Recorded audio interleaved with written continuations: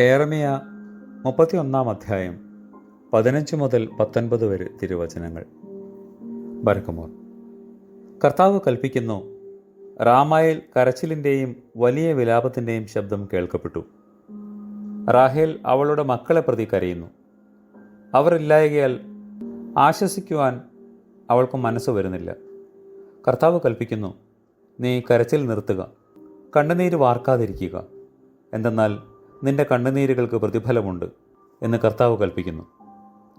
അവർ ശത്രു രാജ്യത്തു നിന്ന് മടങ്ങി വരും. നിന്റെ ഭാവിയെക്കുറിച്ച് പ്രത്യാശയുണ്ട്. മക്കൾ അവരുടെ ദേശത്തേക്ക് മടങ്ങി വരും. എഫ്രൈം വിലപിച്ച് പറയുന്നത് ഞാൻ കേട്ടു. കർത്താവേ, നീ എന്നെ വല്ലാതെ ശിക്ഷിച്ചു. അടക്കമില്ലാത്ത കാളക്കുട്ടിക്ക് സമാനനായിരുന്ന ഞാൻ ശിക്ഷ ഏറ്റു. എന്നെ മടക്കി വരുത്തണമേ. ഞാൻ മടങ്ങി വരും. അവിടുന്നാണല്ലോ എൻ്റെ ദൈവമായ കർത്താവ്. ഞാൻ അനുതപിച്ചപ്പോൾ എനിക്ക് ആശ്വാസം ലഭിച്ചു. ഞാൻ ഗ്രഹിച്ചു കഴിഞ്ഞപ്പോൾ എനിക്ക് വിശ്രമം ലഭിച്ചു.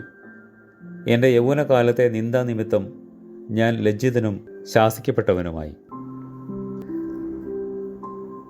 കർത്താവേ, നിന്നിൽ ആശ്രയിപ്പാനും നിന്നിൽ അഭയം പ്രാപിപ്പാനും നിന്നെ വിളിപ്പാനും വേദനകൾക്ക് വൈദ്യവും കുറ്റങ്ങൾക്ക് പരിഹാരവും നിന്നോട് യാചിപ്പാനും ഞങ്ങളെ യോഗ്യരാക്കണമേ. ആമേൻ.